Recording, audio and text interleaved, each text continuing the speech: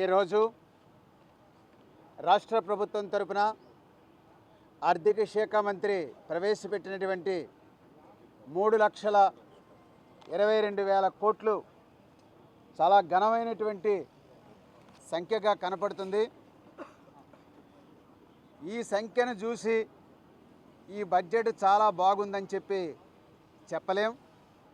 ఎందుకనంటే రాష్ట్ర ప్రభుత్వం ఈ బడ్జెట్ ప్రతిపాదనలో చెప్పినటువంటి ఆదాయం రావడం లేదు, కేంద్రం నుంచి రావాల్సినటువంటి గ్రాంటులు రావడం లేదు, దీని కేటాయించినటువంటి దానికి అనుగుణంగా అయినా కానీ ఆ ఖర్చులు చేయటం లేదు. దీనికి ప్రతిసారి బడ్జెట్ ప్రవేశపెట్టేటప్పుడు సవరించిన అంచనాలకి బడ్జెట్ ప్రతిపాదనలకి ఎంత వ్యత్యాసం ఉందో చూస్తే దీన్ని బట్టి అర్థమవుతున్నటువంటి పరిస్థితి ఉంది. ఈ మొత్తం 3,22,000 కోట్లలో రెవెన్యూ లోటుని పరిశీలిస్తే, ద్రవ్యలోటుని పరిశీలిస్తే అసలు ఈ కేటాయింపులు ఏ మేరకు అమలు జరుగుతాయనేటువంటిది అనుమానాస్పదంగా ఉందని చెప్పి పీడీఎఫ్ తరపున చెప్పదలిచింది. గత ప్రభుత్వం నవరత్నాలను చుట్టూ తిప్పింది, ఈ ప్రభుత్వం సూపర్ 6 ద్వారా తిప్పింది. మాటల్లో తేడా తప్ప ఇవన్నీ కూడా ఎన్నికల హామీగా ఇచ్చినటువంటివి కానీ లేదు. ఇవాళ బడ్జెట్ ప్రసంగాల ద్వారా చెప్పినటువంటి విషయాలు చూస్తే 5 ఏళ్ళు కూడా వీళ్ళు ఇచ్చిన హామీలు సక్రమంగా అమలు చేస్తారంటే అందుట్లో కూడా మతలబు ఉంది.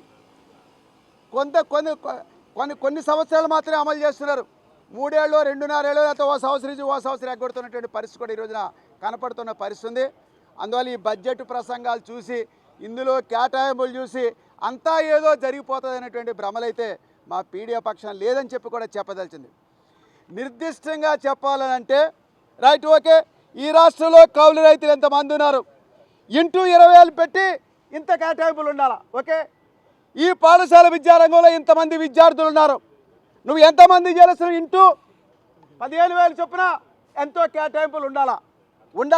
ఆ రకమైనటువంటి ప్రతిపాదన లేకుండా, అలాగే నీటిపారుదల, పోలవరంకి ఎంత ఖర్చు అవుతుంది, లేకుంటే ఇతర ప్రాజెక్టుకి ఎంత ఖర్చు అవుతుంది, ఆ రకమైన కేటాయింపులు ఉండాలా. అట్లాంటి కేటాయింపులు ఏమి ఉండవు ఇందుట్లో. ఏది చూసినా కానీ ఆ రకమైనటువంటి అరకొర పద్ధతిలో ఈ కేటాయింపులు కనపడుతున్నటువంటి పరిస్థితి ఉంది.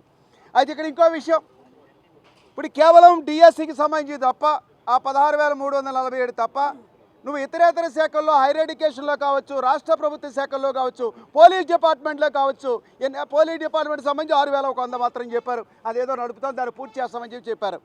కానీ మీరు జాబ్ క్యాలెండర్గా ఇతర నిరుద్యోగులకు సంబంధించి ఏ మేరకు కేటాయింపు భర్తీ చేస్తారనే విషయం ఇందుట్లో స్పష్టత లేదు. అట్లాగే నిరుద్యోగ వృత్తికి సంబంధించిన విషయం ఇందుట్లో స్పష్టత లేకుండా ఉన్నటువంటి పరిస్థితి ఉన్నది. అలాగే ఉద్యోగులకు సంబంధించి రాష్ట్ర ప్రజలలో భాగమైన ఉద్యోగులకు సంబంధించి ఇవాళ పిఆర్సీ ఇవ్వాలి, ఐఆర్ ఇవ్వాలి, ఫిట్మెంట్ ఇవ్వాలి, ఆ పిఆర్సీ నివేదిక అమలు చేయాలి. గత ప్రభుత్వం బకాయి ఉన్నటువంటి 25,000 కోట్ల రూపాయలు చెల్లించాలా. ఇప్పుడు ఈ పిఆర్సీ అమలు చేయాలా. చిరుద్యోగులు ఉన్నారు, వీళ్ళందరికీ కూడా ఏదో అంగన్వాడీలు ఉన్నారు, ఆశాలు ఉన్నారు, 5 ఏళ్ళ నుంచి వాళ్ళ జీతాలు పెంపుదలేరు, వాళ్ళ బాగోగులు ఏంటి అనేటువంటి విషయం కూడా ఇందుట్లో లేదని చెప్పదలిచింది. ఆ రకంగా చూసుకున్నట్లయితే విద్యారంగం కేటాయింపుల, వ్యవసాయ రంగమా, నీటిపారుదల కేటాయింపుల, ఇవన్నీ చూస్తే ఏదో ప్రతి సంవత్సరం టెక్నికల్గా బడ్జెట్లో అంకెలు ప్రవేశపెట్టాలి అనేటువంటి పద్ధతిలో చేసినటువంటి కేటాయింపులు ఉంటాయి తప్ప నిజంగా ఆ రంగానికి ఏ మేరకు మేలు జరుగుతుంది అనేటిది మాత్రం అనుమానాస్పదంగా ఉంది. అందువల్ల ఈ బడ్జెట్ రాష్ట్ర ప్రజలకు అనుకూలంగా ఈ యొక్క ఉందని చెప్పి మేము చెప్పడం లేదు. అలాగే ఈ బడ్జెట్లో ప్రతిపాదించినటువంటి ఖర్చుల పట్ల కూడా అనేకమైనటువంటి అనుమానాలు ఉన్నాయి.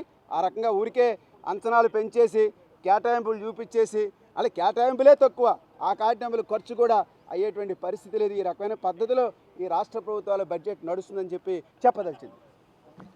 ఓకే కామ్రేడ్స్, నేను ఒక ఫ్రెండ్స్